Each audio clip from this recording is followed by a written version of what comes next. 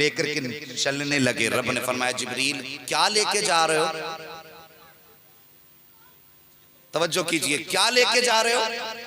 अर्ज करते मेरे मालिक 27वीं शब है, अंधेरी रात है और तेरे महबूब को दूल्हा बना के लाना है, तो जन्नत से एक कंदील, एक लालटेन, एक लाइट का इंतजाम करके लेके जा रहा हूँ। रब ने फरमाया था जिब्रील ये लालटेन यहीं रख दो, फानूस ये यहीं रख दो, कंदील यहीं रख दो, इसकी जरूरत नहीं है। अल्लाह काली रात है, न चांद चमक रहा है न सूरज है, मालिक तेरे महबूब को दूल्हा बनाना है। जब इतनी बात कही जिब्रील ने, आवाज कुदरत आई, जिब्रील महबूब के लिए इस फानूस और इस चराग की जरूरत नहीं है, इस शमा की जरूरत नहीं है। किस लिए? अल्लाह अकबर। तब मशीयत ने कहा था जिब्रील हमने महबूब के चेहरे पर अपनी हया के 70,000 पर्दे डाल रखे हैं, 70,000 पर्दे डाल रखे हैं। जिब्रील जब महबूब को दूल्हा बनाना हो सिर्फ एक नकाब पलट देना, इतनी रोशनी हो जाएगी, इतनी रोशनी हो जाएगी कि सिर्फ मक्का ही नहीं बल्कि महबूब के जलवों से सारा आलम चमकने लग जाएगा।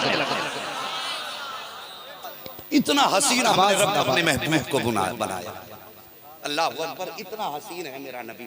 और अगर मैं कहता हूँ इश्क का मैयार ताकत है तो फिर नबी। जज़ाकल्लाह।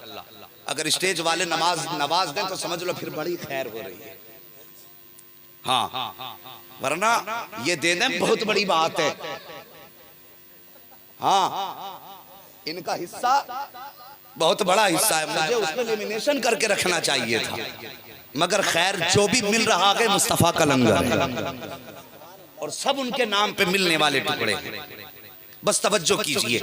अल्लाह अकबर। मैंने कहा था अगर हुस्न से प्यार किया जाता है तब भी आमिना के लाल से प्यार कर, और अगर ताकत की बुनियाद पे प्यार किया जाता तो देख मेरे नबी की ताकत कितनी है। अल्लाह अकबर। तवज्जो है। अल्लाह सलामत रखे सबको, ऐसी चेहरे बने रहे कि देखो तो बस ये लगे कि हाँ बरेलवियों की महफिल में बोल रहा हूँ। हाँ, और जिसे आला हजरत से चिढ़ हो तो भाई उठ के चला जाए। अपना तो सीधा उसूल है, तुझसे और जन्नत से क्या मतलब, वहाबी दूर हो, हम रसूलुल्लाह के जन्नत रसूलुल्लाह की। सुभान अल्लाह। यहाँ तो सभी नात खां निकले, सुभान अल्लाह, सभी को नात आती है भाई। ये अजीम भाई ने कलाम पढ़ा, कभी बात चल रही थी कि यार उस्मान हारूनी को बुलाते या उनको बुलाते। मैंने एक बात कही थी, क्या जरूरत है जब ऐसे ऐसे नात पढ़ने वाले आपके शहर में मौजूद हैं। बस इन्हीं को इज्जत से देखो, इन्हीं से मोहब्बत से पेश आओ। हमारी कौम में ये बहुत बड़ी कमी है। मैं दूर से आया हूं तो सोचेंगे ये शायद अर्श से उतरा है। हाँ, मेरे हाथ भी चूमेंगे और वो मस्जिद का इमाम जिसे 20 साल हो गए तुम्हारी खिदमत करते करते, उसका इंतजार करते हैं कि सलाम भी यही करके जाए। मेहरबानी करो, मैं घंटे 2 घंटे के लिए आया हूँ, ये दिनों रात आपके पास रहते हैं, मुझसे ज्यादा हाथ चूमने के हकदार ये हैं, मुझसे ज्यादा इज्जत के हकदार ये हैं, मुझसे ज्यादा खातिन के इज्जत हकदार ये हैं, मुझसे ज्यादा कदर इनकी करो। जहन नशीन कर लें। और मुझे खुशी होती है नूरिया हुसैनपुर में अक्सर पढ़े लिखे जवान हैं जो बात अच्छी तरह समझ लेते हैं। कुछ जगहों पे तो सिर्फ यही लगता है कि छक्के चौके मौलवी लगाता रहे बस, और कहते हैं बहुत बढ़िया तकरीर हो गई, बहुत बढ़िया। मुझे याद है कुछ के ये पता नहीं मगर साहब कुर्सी हिला दी। तो ये नहीं होना चाहिए, बात यहाँ लगनी चाहिए। तब आने का भी मकसद पूरा होगा, बुलाने का भी मकसद पूरा होगा। हाँ, मैं तो साफ बात कहता हूं, यहाँ लगनी चाहिए बात। तवज्जो कीजिए। खैर इन्होंने नवाजा, उनका ये मोहब्बतें हैं इनकी, मगर मैं जो बात करने लगा हूं ना वो बहुत बड़ी बात है।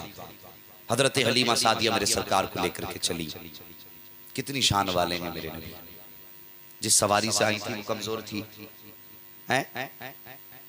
एक रिवायत में मैंने पढ़ा था कि चोट लगने से उसके पैर में चलने में भी तकलीफ थी।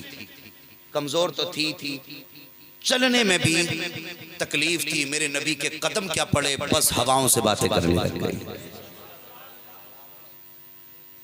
जब हवाओं से बातें करने लगी चली। जो औरतें पहले आई थी हजरत हलीमा से, वो बच्चे लेके पहले जा चुकी थी। उन्होंने आधा रास्ता तय कर लिया था। हलीमा सादिया ने सरकार को आगोश में लिया है। अल्लाह अकबर, अब सवारी को हाँकने की ज़रूरत नहीं है, खुद दौड़ती जा रही है। जब हज़रत हलीमा सादिया की सवारी उस काफिले के करीब से गुजरी और इतनी तेज़ी से गुजरी कि उनकी नज़रें न पड़ सकी। किसी ने पीछे से देख के कहा था हलीमा जा रही है, किसी ने कहा नहीं हलीमा नहीं हो सकती, वो तो अब मक्का पहुंची होगी, कैसे आ सकती है इतनी जल्दी, उसकी सवारी भी कमज़ोर है। और सवारी तो छोड़िए, मक्के में तो कोई अमीर बच्चा ही नहीं बचा था, वो किसको लेकर के आएगी। बातें होने लगी, तीसरी कहने लगी सच कहा तूने हलीमा लग रही है, लड़ने की और झगड़ने की जरूरत क्या है, बहस की जरूरत क्या। आवाज दे के देखो, एक खातून ने आवाज दिया, कहा हलीमा जैसी इतना कहा है। नबी की माँ ने मुड़ के पीछे की तरफ देखा है, कहा क्या, कहा तुम हलीमा की हो, कहा हाँ हलीमा हूँ। कहा जरा इतना तो बता दे, जब तू मक्का गई थी तो तेरी सवारी बहुत ठहर ठहर के चल रही थी, अब बता तो सही तूने सवारी कैसे बदल डाली है, किसने तुझको सवारी बदल करके दी है। तब हलीमा सादिया ने मुस्कुरा के कहा था नादानो, मैंने सवारी नहीं बदली है। कहा फिर रफ्तार कैसे बढ़ गई है। तब आपने कहा था सवारी नहीं बदली है, अलबत्ता सवार बदल गया है, सवार बदल गया है। अल्लाह अकबर, जैसी इतनी बात कही है, काफिले वालों ने कहा था हलीमा जरा ठहर तो जा, कम से कम सवार का चेहरा तो दिखा के चली जा। अल्लाह अकबर, हजरत हलीमा सादिया आगे बढ़ी है। आओ कायनात में कोई आमिना के लाल जैसा हो तो ला करके दिखाओ। अभी हजरत हलीमा सादिया की सवारी चल रही है कि रास्ते में खातून बैठी है, उसकी गोद में जवान बेटे का सर रखा हुआ है, वो बेटे के सर पे हाथ फेर रही है, आंसू बहा रही है। सामने से सैयदा हलीमा सादिया की सवारी आ रही है, उसने सवारी को आते देखा, हाथ फैला दिया है। अल्लाह अकबर, हजरत हलीमा सादिया ने सवारी को रोक दिया और रोकने के बाद फरमाते बता क्या कहना चाहती है। उसने जैसे इतना सुना है, आंख में आंसू आए, कहने लगी हलीमा मेरी गोद में जो सर रखा है ये मेरे जवान बेटे का सर है, ये इसका जिस्म है, इसमें जान तो है लेकिन ये जिंदा लाश है, ये चल नहीं सकता है, फिर नहीं सकता है, इसके बदन में चलने की ताकत नहीं है। हलीमा रास्ते पे ये सोच करके बैठी हूँ कि शायद तुम लोग मेरी मदद कर दो और मैं अपने बेटे को लेकर के किसी अच्छे तबीब के पास जा सकूं। अल्लाह अकबर, जरा गौर करना प्यारे, यहीं ठहर करके एक बात कहना चाहता हूँ। वो जवानों बच्चों मेरी बात जरा दिल पे लिख करके जिले जाना। माँ बाप अगर औलाद अपाहिज होती है तब भी सारी जिंदगी माँ बाप औलाद का बोझ उठा लिया करते हैं, और जबकि माँ बाप औलाद को 60 साल तक पाला करते हैं, 60 साल के बाद अगर माँ बाप को बिस्तर पे लेटना पड़ता है तो यही औलाद माँ बाप को धक्के दे के घर से निकाल दिया करती है। कितनी नाइंसाफी हम माँ बाप के साथ किया कर सकते हैं। आज आली जनाब हमारे बड़े भाई अबरार साहब ने अपने बेटे की शादी में इतना बड़ा जश्न किया है, जरा दिल पे हाथ रख के मेरी बात सुनना। कल जब इन्हीं के घर में आने वाली दुल्हन इसी बाप के आगे आकर के कहेगी कि तुम्हारे लिए गर्म रोटी नहीं है, तो फिर बाप के दिल पे झटके नहीं लगेंगे तो क्या होगा। अगर वो बाप जो सारी खुशियां कुर्बान करके बेटे के चेहरे पे मुस्कुराहट देखता है और वही बेटा कह देता है तुम्हारे ऊपर खर्च करने के लिए पैसे नहीं है, तो फिर माँ बाप को हार्ट अटैक नहीं होगा तो क्या होगा। आज साहिब कहते हैं हार्ट अटैक इतने क्यों होने लगे हैं, जरा गौर तो करो। वो माँ बाप जो हाथ पकड़ के उंगली पकड़ के बच्चे को चलाना सिखाते हैं, जब बोलना नहीं जानते थे तब तेरी तकलीफ को माँ बाप समझ लिया करते थे। आज माँ बाप ने तुझे इतना बड़ा कर दिया है कि तेरे बाजुओं में ताकत आ गई, तू कमाने लगा है, तो माँ बाप को दौलत के ताने दिया करता है, उनका पेट तुम्हें इतना बोझ लगा करता है कि तो रोटी उनके लिए मुश्किल लगा करती है। जरा सोचो तो सही, अगर बूढ़ा बाप बेटे से कहता बेटे मुझे दवा की जरूरत है और बेटा पर्चे को पकड़ के यूं बाप की तरफ फेंक के कहता है तुम्हारा खर्चा उठाऊं कि बच्चों का खर्चा उठाऊं, अगर ऐसे जवाब सुन के माँ बाप को हार्ट अटैक नहीं होगा तो क्या होगा। जरा गौर करना प्यारे, जो बात मैं कहना चाहता हूँ, माँ बाप की कदर कर लो, माँ बाप की इज्जत कर लो। कितनी वीडियो सोशल मीडिया पे ऐसी आया करती है कि औलाद अपाहिज होती है लेकिन माँ उनका बोझ उठाए घूम रही है, बेटा जवान हो गया कि चल नहीं सकता है, माँ उसको अपनी कमर पे लाद करके घूम रही है। मैं पूछना चाहता हूँ क्या इसने कसम खाई थी या इस पर जिम्मेदारी थी बेटे का बोझ लेकर के चलने की? नहीं, इस पर जिम्मेदारी भी नहीं है, इस पर वाजिब भी नहीं है कि अपाहिज औलाद को गोद में लेकर के चले। लेकिन लेकर के क्यों चल रही है? क्योंकि इसके सीने में जो जिगर है वो ममता का जिगर है, इसके दिल के अंदर जो प्यार रखा है रब ने वो ममता वाला प्यार रखता है। ममता होती क्या है, कभी करीब से समझो प्यारे। आज एक बात मैं आपके सामने बयान करके आगे बढ़ना चाहता हूँ, खुदारा माँ बाप की इज्जत कर लेना, सारी जिंदगी हमें पालते रहे। मैं दावे के साथ कहता हूँ कि जब अगर ये हमारी परवरिश ना करते तो इनके बाल इतनी जल्दी सफेद ना होते, हमारे लिए अगर गर्मी सर्दी में इन्होंने ओवर टाइम ड्यूटियां ना की होती तो इतनी जल्दी इनकी कमर में दर्द ना होता। खुदा की कसम सारी जिंदगी ये लोगों के दरवाजे पे मजदूरियां करते रहे ताकि हमारा बेटा किसी के आगे मजदूरी ना कर सके। सारी जिंदगी दोपहर में खड़े होकर के एक एक पेड़ के नीचे रह करके ठंडी सांसें ली हैं ताकि कल हमारा बेटा एसी की ठंडी हवा में बैठ सके, अपने बेटे से मजदूरी कराने के बजाय ये अपने बेटे को टाइम देते रखे ताकि इल्म सीखे तो अच्छी जिंदगी हासिल कर ले। कभी जिंदगी में इन्होंने अपना सुख नहीं देखा है, और जब यही बेटा इंजीनियर डॉक्टर बनने के बाद माँ बाप से हाथ मिलाने में, उनको सलाम करने में शर्म महसूस करता है, तो सोचो माँ बाप के जिगर पे क्या गुजरती होगी।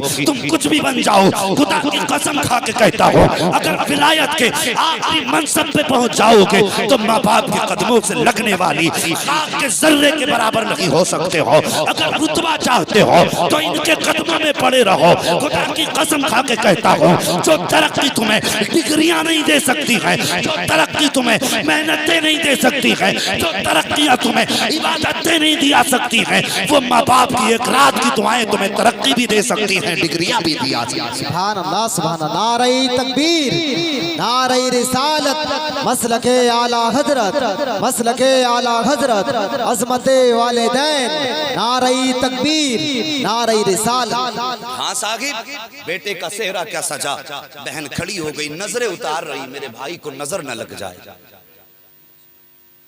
माँ चुप चुप के आंसू बहा रही है, मालिक तेरा शुक्र है आज तूने बेटे का सेहरा सजा दिया। बाप की खुशी का आलम न पूछो। माएं बाप दुआएं देकर करके बेटे को सेहरा बांध के रुखसत करते हैं, मगर क्या होता है एक ही रात में कि बेटे की नीयत बदल जाती है। माँ बाप का 22 साल पढ़ाना, औरत का एक रात पढ़ाना, दोनों बराबर कैसे हो गए। कभी गौर किया इस बात पर साहिब? ये बात हंसने की नहीं, रोने का मकाम है। मैं ये नहीं कहता औरतों की इज्जत ना करो, उनका हक उनको दो, माँ बाप को उनका हक दो। सिर्फ एक सवाल है मेरा, मैं भी तुम्हारे बीच रहता हूं, मैं कोई आसमान से नहीं उतरा हूं, मेरे भी समाज में आप जैसे लोग रिश्तेदार हैं। मगर एक बात, सीधी सी बात, अगर आपकी बीवी आपसे कहे कि अलग हो जाओ, अपने माँ बाप का ध्यान मत रखो, उससे एक सौदा कर लो, तू अपने माँ बाप छोड़ दे, मैं अपने माँ बाप छोड़ दूं, इस सौदे पे राजी नहीं हो सकती। मेहरबानी करो, उसको भी समझाओ, तुझे मेरी जिंदगी में आए अभी 4 दिन हुए हैं, मुझसे पूछ मेरे माँ बाप ने मेरे लिए कौन से धक्के नहीं खाए, किस दर की ठोकर मेरे बाप ने नहीं खाई है। सर्दियों में आधी आधी रात को उठ के मेरे बाप ने मुझे 6-6 मर्तबा देखा, बेटे के बदन से लिहाफ तो नहीं उतर गया। वो खुद नहीं सो पाते, रातों को उठ के बच्चों के गर्म बिस्तर चेक करते, मेरे बेटा कहीं ठंड से कंबल के बाहर तो नहीं लेटा है। जब हम छोटे